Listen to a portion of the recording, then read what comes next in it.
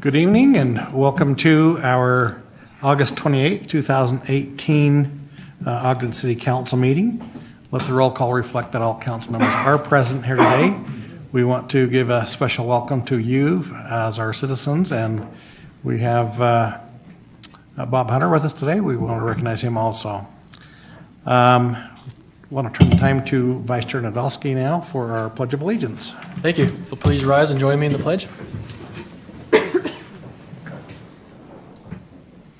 I pledge allegiance to the flag of the United States of America and to the republic for which it stands, one nation, under God, indivisible, with liberty and justice for all.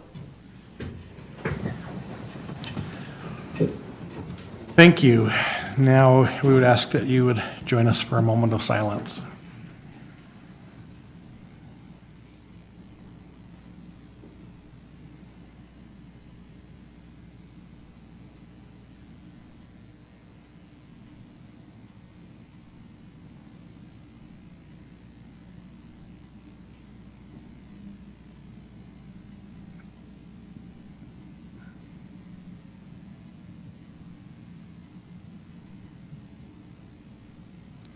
Thank you.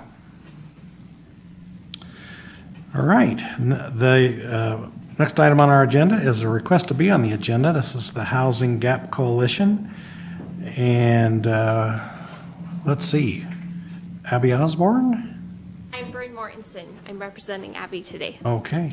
Welcome. Thank you. It's good to be here. I am actually an Ogden-made girl. We're presenting across every city across the Wasatch Front, but I am an Ogden Tiger and proud we were Wildcats, so it's fun to be back in my hometown. So I am with the Salt Lake Chamber, which is, we represent the Utah Chamber Organization. So all 74 local chambers run up through us. We have members in all 29 counties and over 12,000 businesses. So about a year and a half ago, we had business leaders coming to us and saying, we are having a hard time, our employees are having a hard time finding housing. And this is across all housing markets, both rental, new construction, and just buying.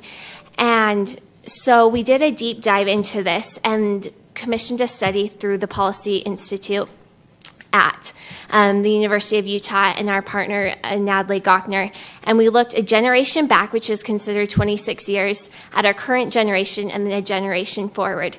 And Natalie coins this as a landmark study. It's the first of its kind that proactively addresses a housing affordability issue before a crisis hits, like we see today in San Francisco and Seattle. So I just want to run through a couple main points from the study and then have a dialogue with you today. So what we found is, and you can see in the last bar, is that for the first time in 40 years, we have more households, so people looking for housing, than available housing units, which poses a severe economic threat to our state. On the National Price Index, we have increased 4 times faster than any other state in the nation. So at that price increase, a $125,000 home in Utah in 1991 has increased to $347,000. But at the national growth rate, that has only increased to $184,000. So we're already 20% higher than those cities and states that we're competing with for economic growth, than Phoenix and Las Vegas and Boise. And so we're concerned that if trends persist, and this is the conservative number, there's a $1.3 million number also in the report, but that an average home will be more than $700,000 next generation. So that's similar to today's San Francisco market. And we're concerned because this is pricing out those that we need in our communities, our teachers, our firefighters, our nurses. In Utah County, a first-year teacher can afford 1% of the housing market, and after 10 years of teaching, they can only afford 12%. So within the report, there are many different reasons why these housing prices are going up. One, as we talked about, there's the shortage. 2, construction and labor costs. one, with the tariffs, it's costing more to build. And two, we have the lowest amount of construction workers and labor in our market in our state's history. We also have the largest construction project going on with the redevelopment of the airport. And so we're having to recruit workers in just for that one project. Land cost and topography. We can only grow so far. In 1991, we had the same issue of housing shortage, but we just continued to sprawl. And now we're pushed up against the mountains and against the lake. And local zoning and NIMBYism, the not in my backyard. Cameron Deal, who I know spoke with you earlier, and we've partnered with the league, says that the business community and local governments are ahead of this issue, but we're trying to get the general public up to speed so we don't have to worry about issues like referendum or the not in my backyard pull up the moat. And then also we are leading the nation in our economic and demographic growth, which 70% of our population growth is internal. It's our own children and grandchildren wanting to stay in communities that they love close to families. So what we did is we launched the Housing Gap Coalition, which consists of a broad base of business communities. Steve Starks, who's a Weber County homeboy, who is also president of the Utah Jazz and Larry H. Miller Sports and Entertainment, as well as Clint Beck's executive director of Silicon Slopes, is leading the coalition. So possible solutions, working with Wasatch Front Regional Council, using their TLC program, they'll help align your land use and transportation, which Ogden is doing a great job of that already. We're doing a Keys to Success program known as Build to Success to get more students involved in the trades. A journeyman plumber is making 6 figures. These are great jobs that we're trying to get students involved in, and Weber State has actually started a new pathway into the construction field, so we're working to address that.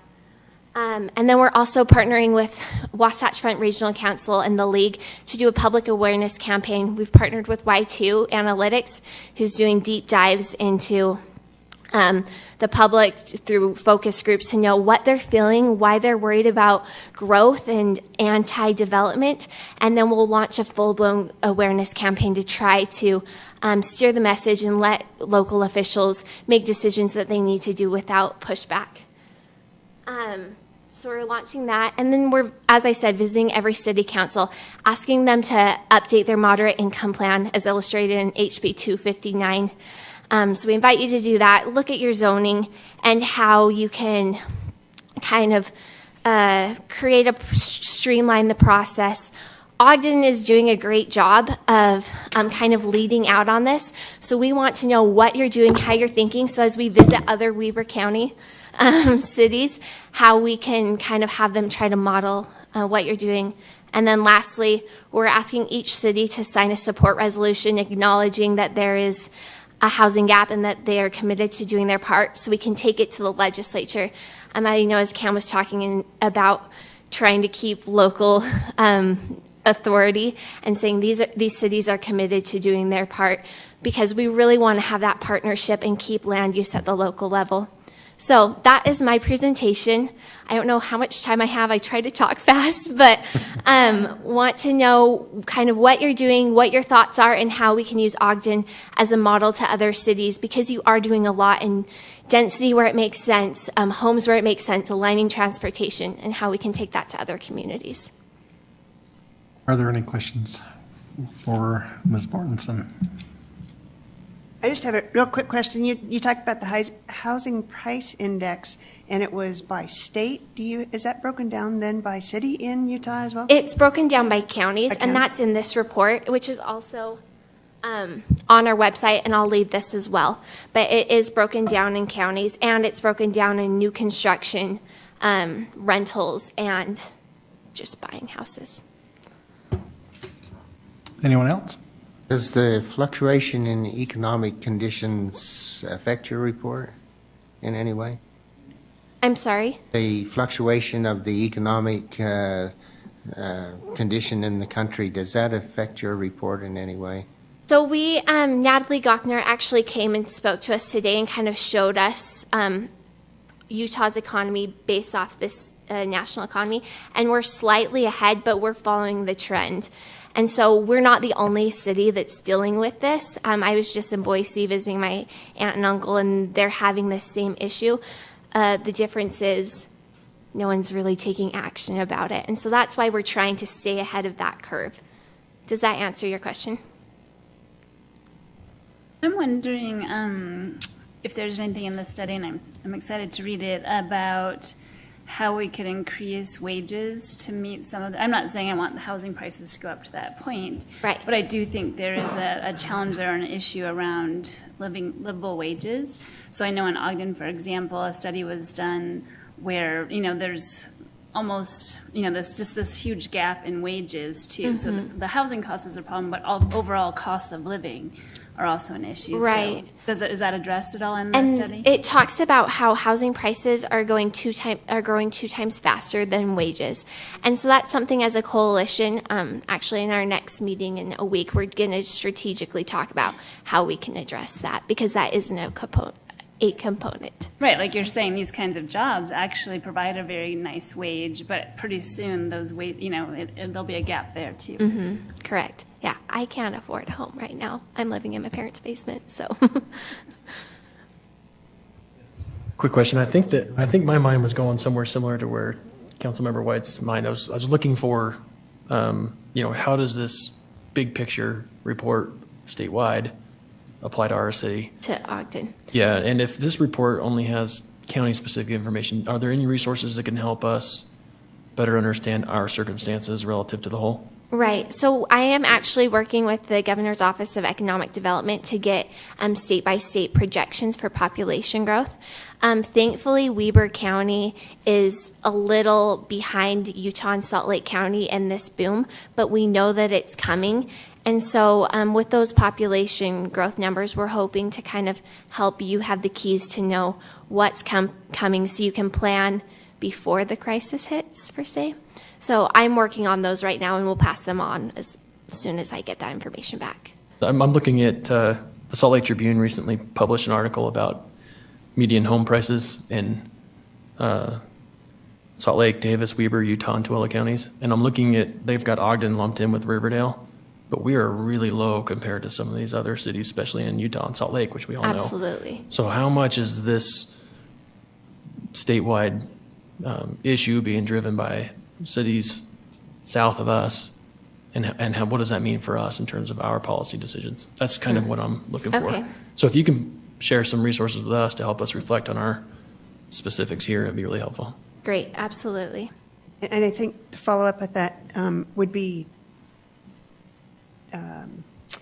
where are we at with affordable housing, and are we at our level, or do we need more, and what do we need to do to project to look forward, and so I think that going along with that as well. So That's, we were talking to the mayor of Harriman, and he's like, we cannot accommodate all this population growth. We need to spread it. And different conversations with EDC Utah, talking about how we can distribute job growth that's coming so that it's not all concentrated in one area, but that we can spread it out throughout the state, so all cities can have those opportunities. So I will pass along all that information as well.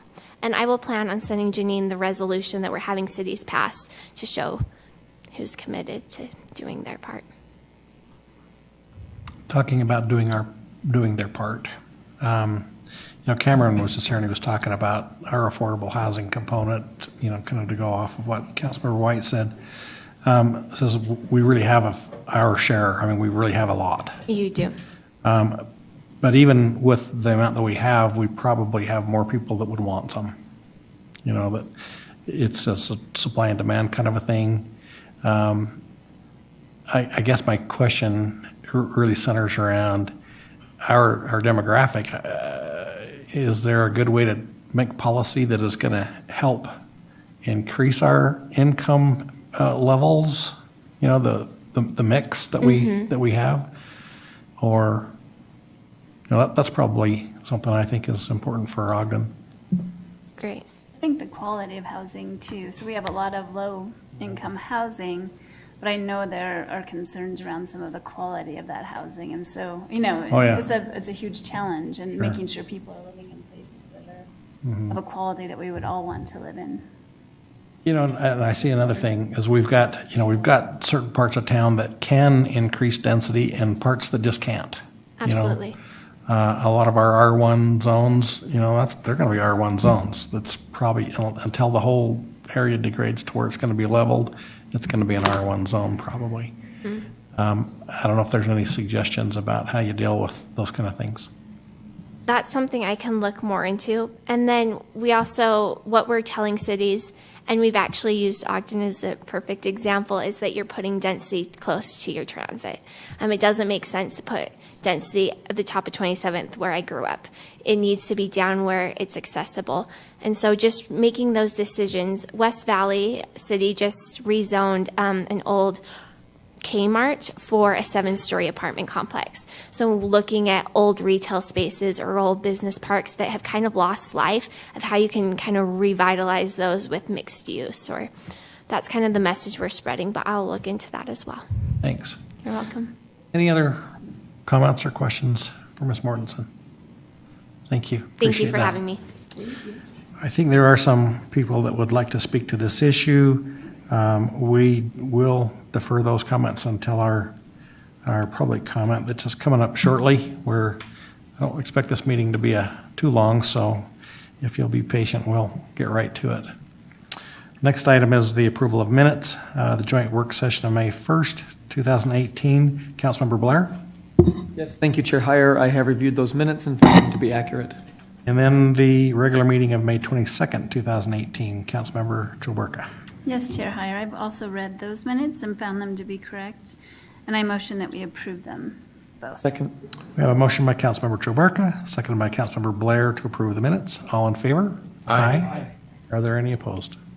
Okay, the minutes will be approved.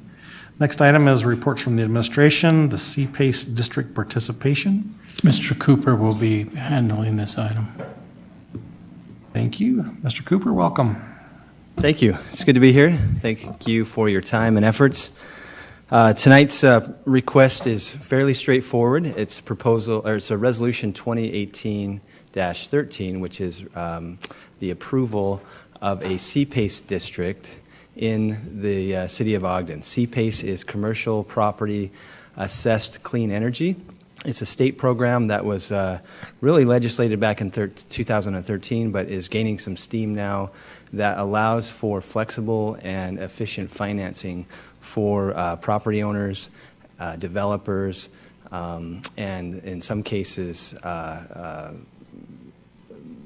the construction folks that work with them to get financing to help with energy efficient renovations or developments or improvements made to commercial property.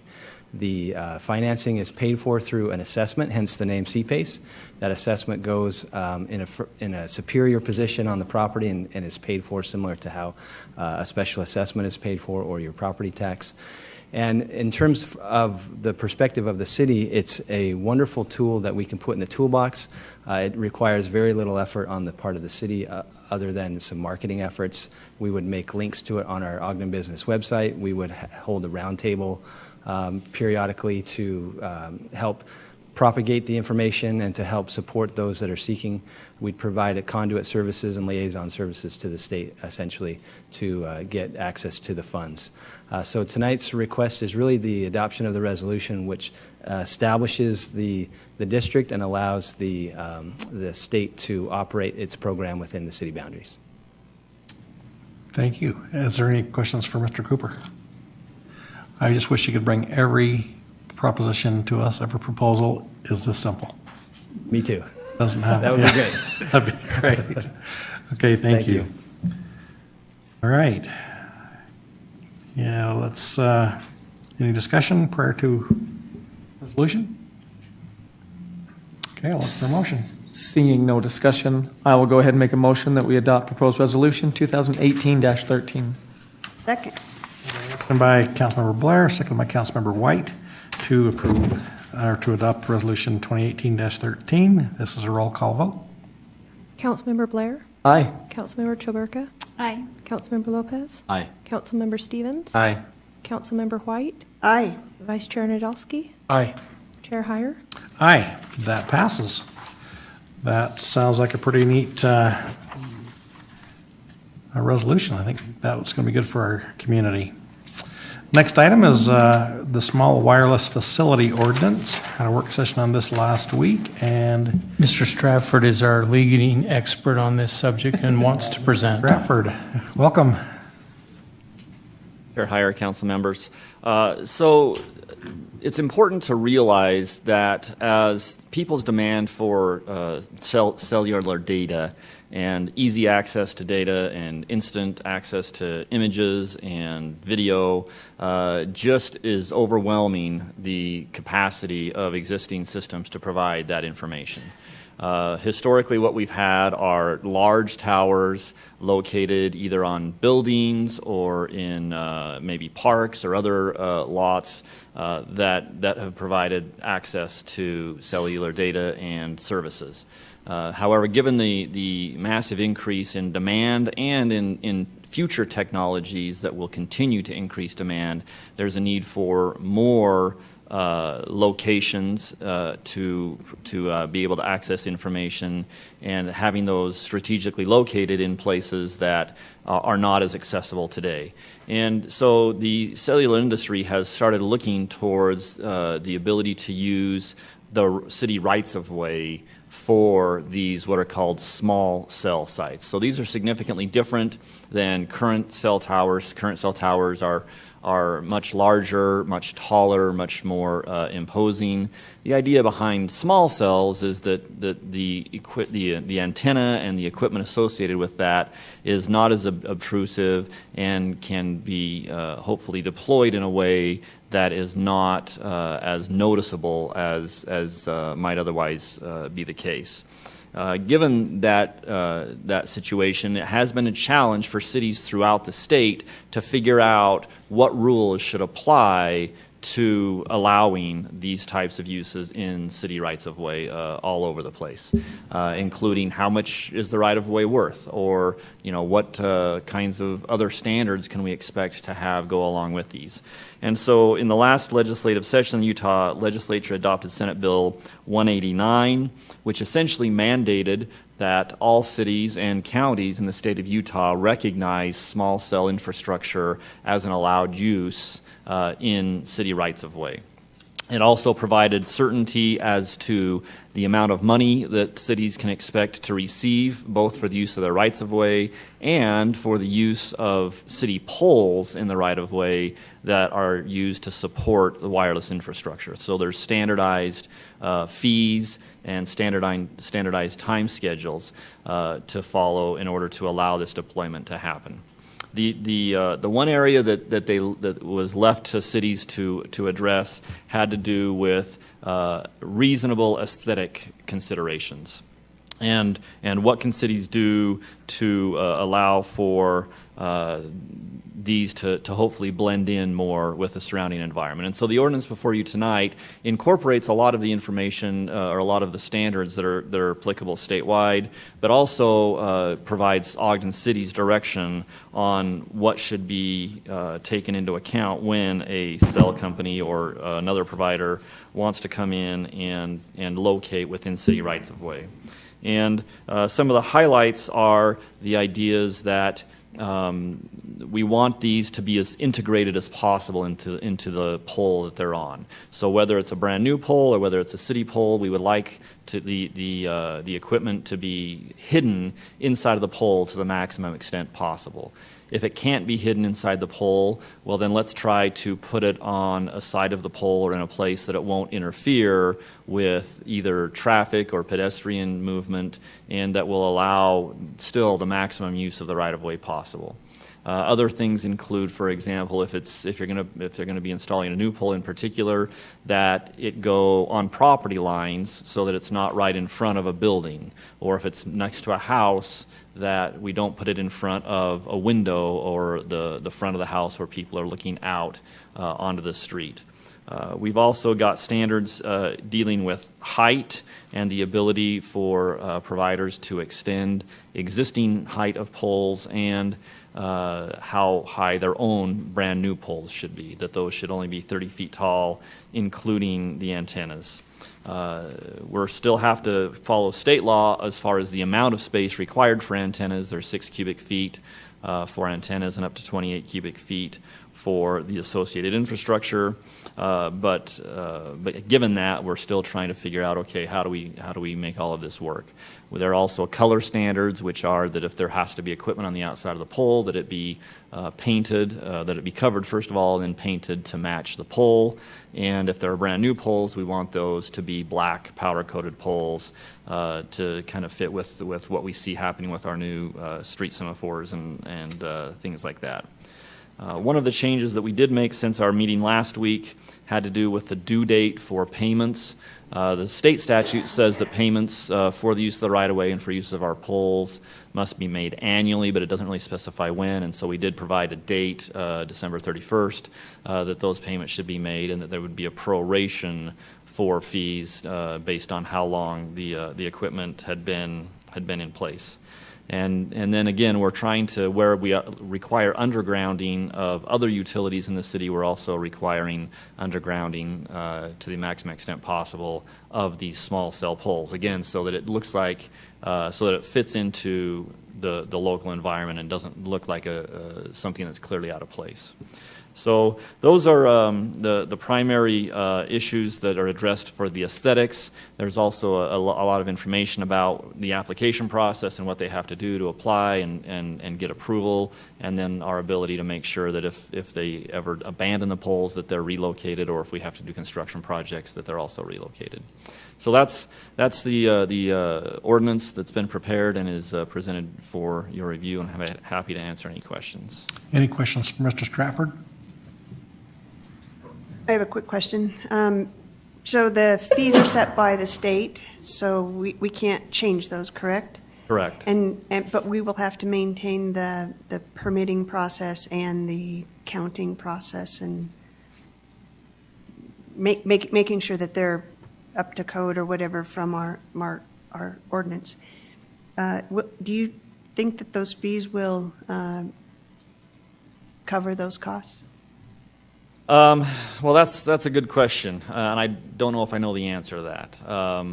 I do know that as this was discussed at the state level, there were a lot of other states that have implemented similar statutes and that have imposed their own fees, and the fees that the state of Utah authorized are, first of all, more or less in line with most of the other states, and second of all, are also in line with the current law dealing with other kinds of franchise fees that we collect for telecommunications purposes. So will it cover all of our expenses? Maybe not, but I'm not sure that there was any way to have the state require more than was paid. Occasionally you'll hear stories about cities who are charging $10,000 per pole or $20,000 per pole, some really outrageous amount that just is not sustainable when you're talking about putting in the kinds of infrastructure that's required to meet the demand. And so it had to be a reasonable number, and that's where we're at. I think if we are able to document that, though, and show, along with other cities, that this is clearly not compensating, then you can always go to the state legislature and ask them to increase the fees. That'll have to go through the industry and whatnot, but that's really the only way to address that, is to track it and see what happens. Good question. Anyone else? Thank you. Thank you. All right. Just for our citizens that are listening in, we will be putting out an informative video about this that might explain some of it. You look for that on our website in the next few days. These things are a little bit scary where they're a state mandate. We have to deal with them as they come to us. And this was our effort to do so in a shorter period of time and try to be fair. So anyway, I'll look for a motion. Chair, I'll make a motion that we adopt proposed ordinance 2018-27. Second. I have a motion by Vice Chair Nadolski, seconded by Councilmember Blair, to adopt ordinance 2018-27. This is a roll call vote. Councilmember Chaburka? Aye. Councilmember Lopez? Aye. Councilmember Stevens? Aye. Councilmember White? Aye. Councilmember Blair? Aye. Vice Chair Nadolski? Aye. Chair Heyer? Aye. That passes. Next item is public comments. This is an opportunity to address the council regarding concerns or ideas on any topic. So if you have something you'd like to address the council, please come forward and state your name for the record, and we'd love to hear from you.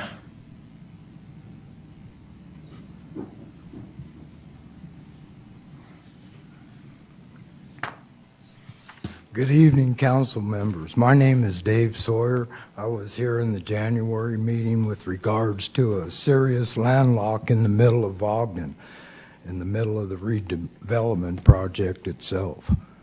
An unlawful landlock which removed our primary access rights guaranteed by local and state laws as long-term property owners.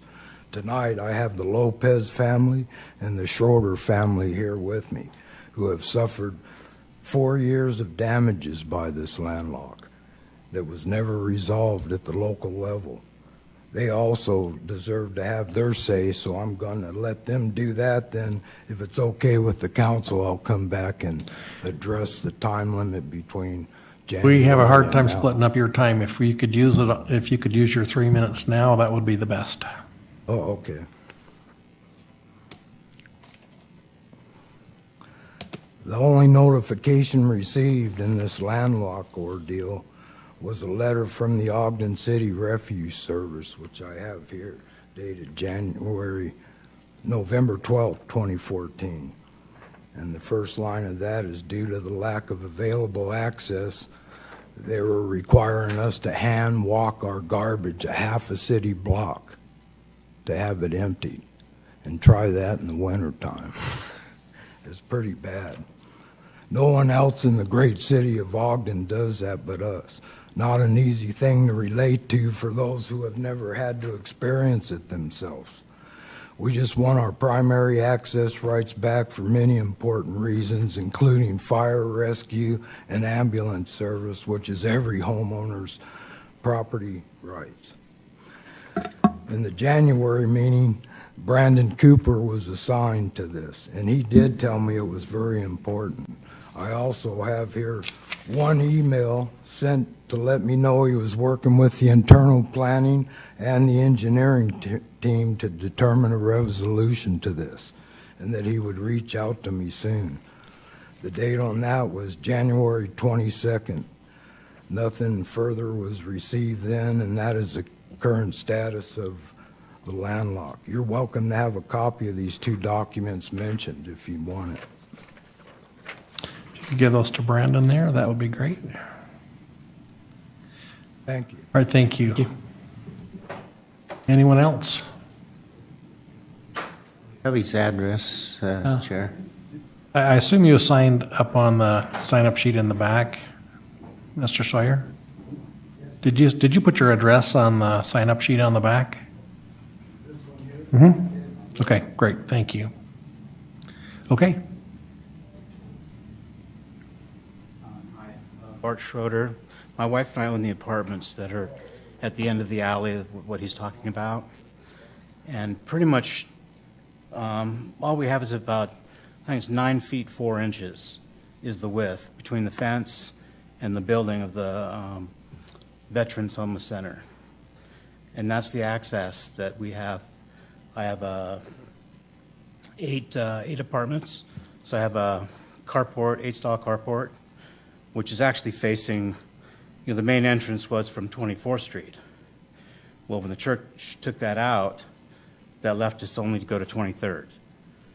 And so to get in and out, people are going to have to do, 3-point, 4-point turns getting in and out. But mainly the issue is the road's not maintained from us back to 23rd, which was, I guess, a Butters Alley is what it was called. And so the people adjoining that portion are responsible for maintaining that portion.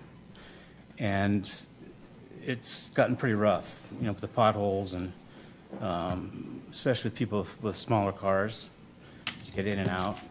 And so the city, I believe, owns the lot, the corner lot now. And so I guess we're asking for a little help in access, whether a new routes come through the parking lot from Adams, or remove the fence and give us 30 inches to make a 12-foot lane. it has caused a problem. Okay. Thank you. Hi, I'm Sophia Lopez, and I'm David Sawyer's neighbor, so I'm the only other tenant that lives on the alley. And I do have pictures of the alley, the access to the roadway. There's no street sign. If someone's asking me how to get to my house, there is no street sign. I have to tell them to pull in the driveway between a chain link fence and a white wooden fence and come back all the way as far as you can go, and my house is the last house in the alley. My concern, like David Sawyer said, we don't have access to emergency. If we had a fire, no fire truck can get back there, an ambulance can't get back there, a paramedic can't get back there. And I have video of my son having to walk the garbage cans back and forth. If it's the garbage can and the recycle bins, that's 4 trips back and forth. And he has bad ankles. He's just sprained his ankle last week, again, going through these big potholes. I have videos of the potholes also. My age, I might not be that old, but I just had knee surgery. I had knee surgery in April and knee surgery in May. I had 2 complete total knee replacements. I can't help him walk the garbages down the street. I just had to have my roof replaced.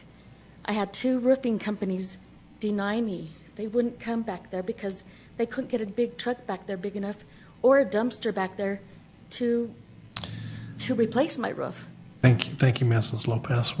You've used your time. Thank you. Thank you. There's many more points that can be brought up. I mean, unless you live back there and you've lived it, it's something hard. We'll see what we can do for you. Thank you. Thank you for bringing that up.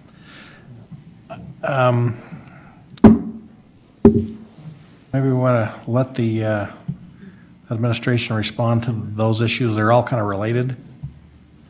Can we hold you off for just 1 second, Bob? Thank you. So I think we have a group back here who's willing to walk out with these individuals and talk with them.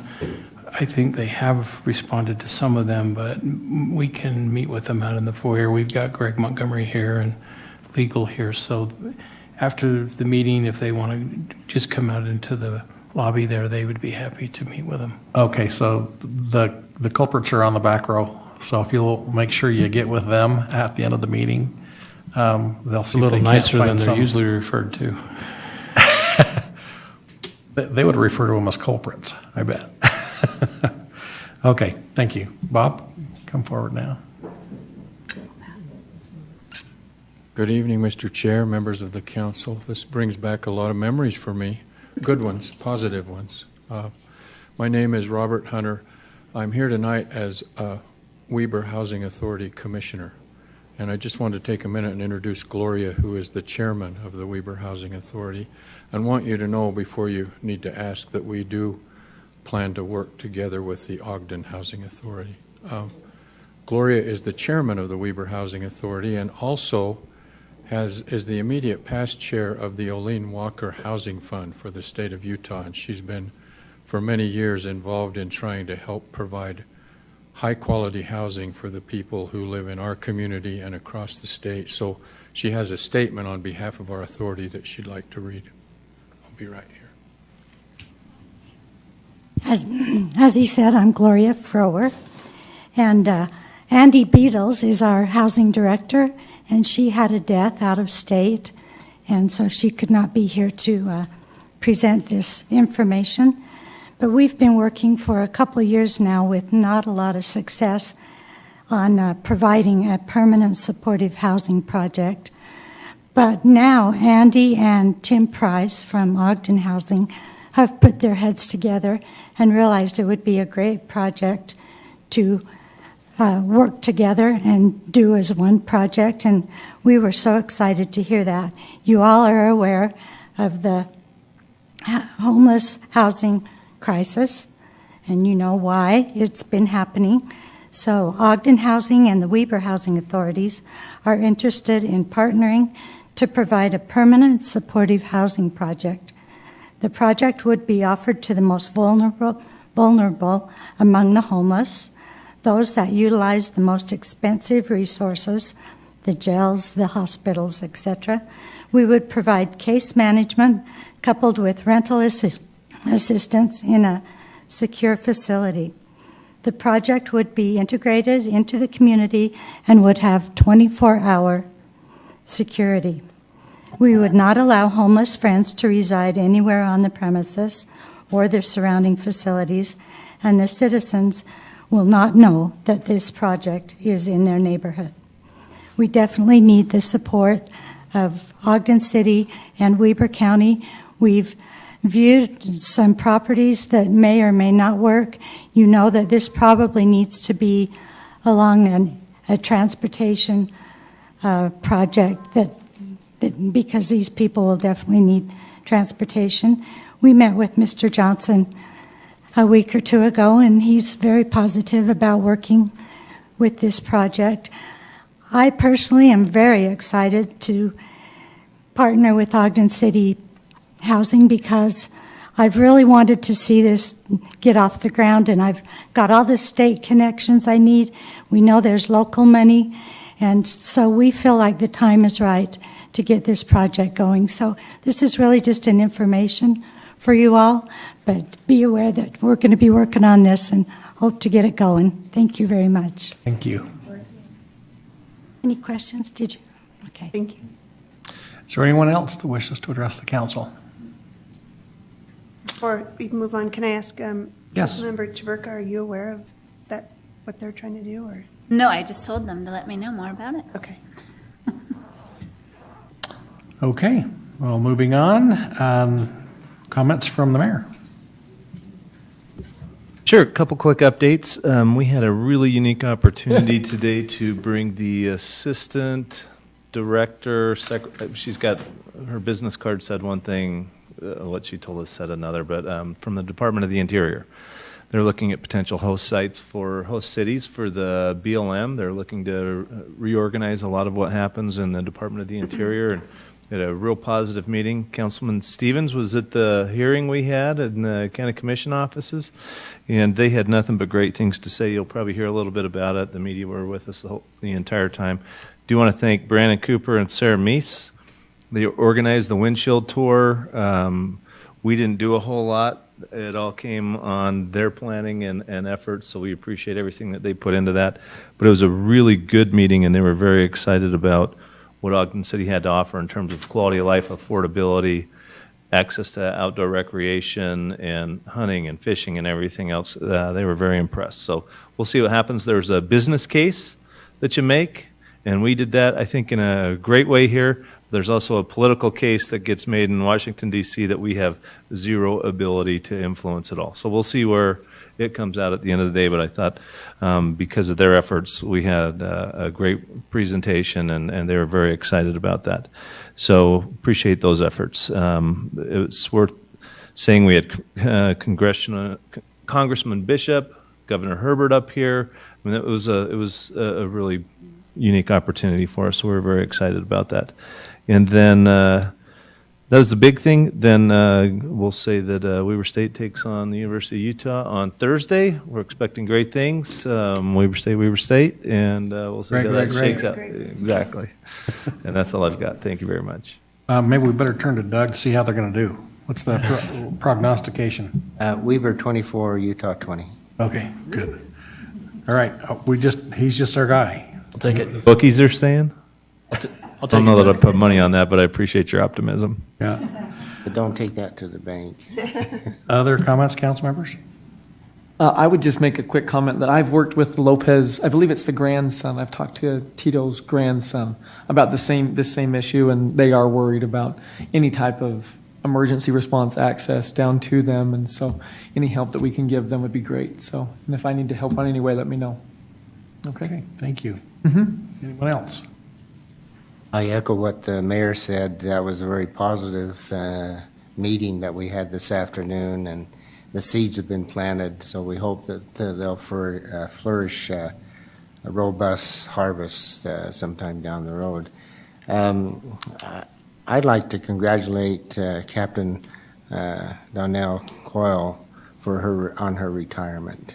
She's retiring on September 1st. She has added a great deal of professionalism to our city and to our police department, and I appreciate the sacrifices that she's made, but she's added a great deal of insight to what our police department is today, and I appreciate her efforts in that, and we wish her the best.